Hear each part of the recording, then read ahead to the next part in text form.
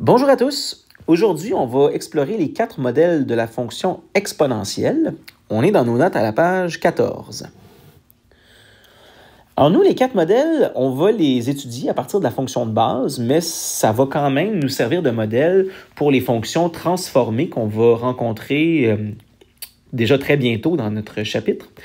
Et donc, cette page 14, ça va être une page à laquelle on va se référer constamment, parce qu'à chaque fois qu'on va faire l'analyse d'un phénomène exponentiel ou d'une fonction exponentielle, on va ramener la fonction à un des 4 modèles qu'on va présenter dans cette capsule. Alors, allons-y. Le premier modèle, c'est un modèle où la valeur initiale A est positive et où la base C est supérieure à 1. Donc, c'est semblable à la première fonction que nous avons rencontrée dans ce chapitre. C'est une fonction qui est croissante comme ça ici, située au-dessus de son asymptote. Par exemple, une règle serait, disons, 1/7 fois 1,8 à la x, par exemple. Ça serait une fonction de ce modèle. Le modèle 2, c'est encore une fois le coefficient A positif, mais cette fois-ci une base fractionnaire. Comme on l'a vu dans une capsule précédente, lorsque la nappe d'huile est nettoyée, que là, on fait le pompage de l'huile, donc valeur initiale positive, mais décroissante au-dessus de son asymptote. Donc, un truc qui ressemblerait à ceci. Par exemple, une fonction de ce modèle serait 8 fois, admettons, 7/10 à la x.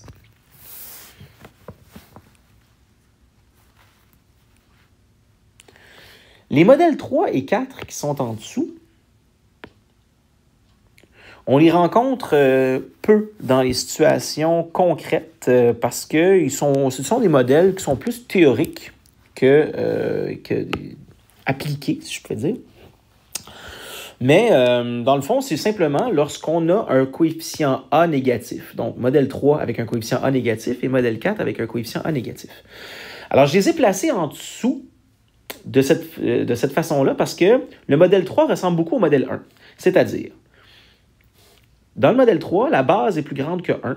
Donc, comme dans le modèle 1, la base est plus grande que 1. Donc, même type de base. Par contre, là, c'est le coefficient A qui change de signe. Et on sait que le coefficient A, comme le paramètre A dans une fonction, ça engendre une symétrie selon l'axe des abscisses lorsqu'il est négatif. Donc là, cette fois-ci, la courbe va être en dessous de son asymptote et décroissante, comme ceci.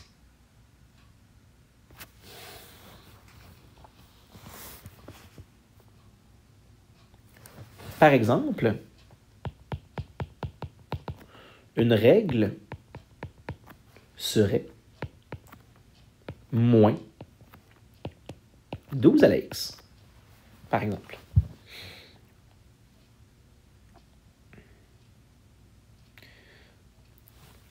Bon, en termes de paramètres, on sait que ça engendre des symétries. Là, on vient de l'expliquer avec celle-là ici. Mais d'un point de vue propre aux fonctions exponentielles, on sait que le coefficient A, ça correspond à la valeur initiale dans le modèle de base. Et donc, à ce moment-là, ici, c'est normal d'avoir une valeur initiale qui est négative.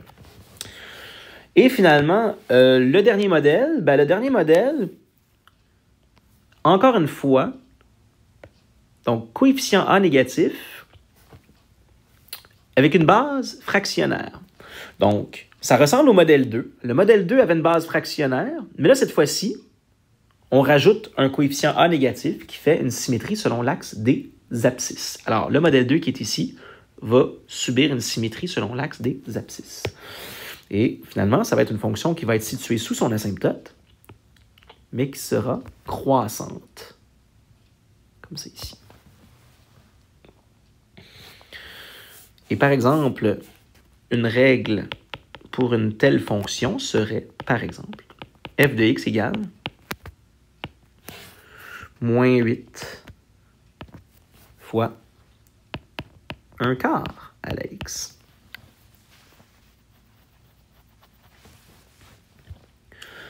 Voilà, donc ça, ce sont nos 4 modèles de fonctions de base. Il n'y en a pas vraiment d'autres. Là, on va regarder les petits vrais ou faux qui sont dans le bas de la page. Et on va voir que ça peut, des fois, être un peu mêlant. Il va falloir réfléchir un peu. Alors, vrai ou faux, toute puissance c à la x avec c strictement positif est positive. Ben, on pourrait croire que c'est faux parce que les modèles 3 et 4 nous porteraient à croire que c'est faux, mais en fait, non, c'est vrai. Parce que, ici, dans l'écriture, le fameux coefficient a vaudrait 1, et donc, la valeur initiale, elle est positive, la fonction, elle est positive. Le B, les fonctions, f de x égale 2 à la x et g de x égale 0,5 à la x sont réciproques l'une de l'autre. Attention, elles sont symétriques avec l'axe des ordonnées, mais elles ne sont pas réciproques. Alors, ceci est faux. Donc, symétrique selon l'axe des ordonnées, ça serait vrai, mais c'est loin d'être réciproque. La fonction f de x égale 0,8 à la x a une variation plus forte ou accentuée que la fonction g de x égale 0,1 à la x. C'est faux.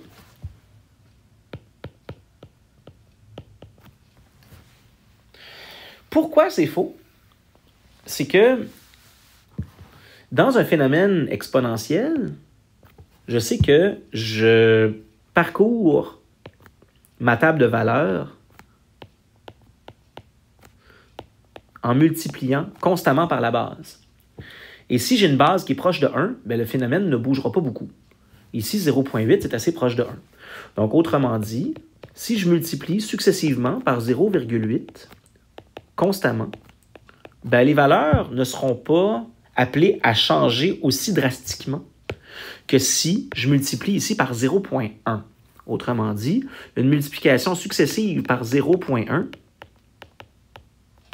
c'est un peu l'équivalent de diviser par 10 la valeur de ma variable dépendante à chaque fois que la base s'applique.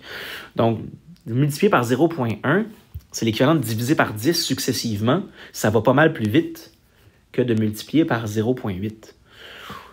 Si on disait la même chose, mais dans un petit contexte, par exemple, ben, le premier ici, on formulerait peut-être ça comme ça, on dirait que la valeur initiale, admettons, diminue de 20% successivement.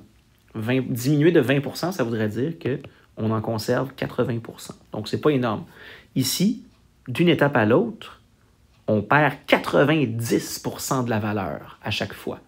Donc, c'est beaucoup plus drastique comme impact. Alors, ce qu'on peut retenir simplement, c'est qu'une base plus proche de 1 emmène une variation moins forte. Une base plus éloignée de 1 emmène une variation plus forte. D. Les fonctions t de n égale 2 tiers à la 2n et s de n égale 6 quarts à la n illustrent le même phénomène exponentiel. C'est faux. Alors, ceci est faux. L'équivalent de la première, c'est t de n égale 4/9 à la n. Et l'autre, 6 quarts à la moins n. Donc, s de n est égal à... Ben, 6 quarts à la moins n, c'est comme 4/6 à la n. Et là, bon, 4/6, c'est 2 tiers, mais peu importe, on voit bien que c'est pas équivalent. Et en E, les fonctions k de t égale moins 0,6 à la t et h de t égale moins 0,6 à la moins t ont le même codomaine. Ben, c'est vrai. Pourquoi? Ben, on a juste à regarder le coefficient a ici. Dans les deux cas, A est négatif, donc on se ramène au modèle 3 et au modèle 4, finalement, qui sont en haut. Alors, on voit que c'est vrai. Le codomaine des deux, on va écrire que le codomaine de la fonction k, c'est le même que le codomaine de la fonction h. Et c'est quoi? C'est de moins l'infini jusqu'à 0, exclu. Alors voilà, c'était l'introduction aux 4 modèles de la fonction exponentielle.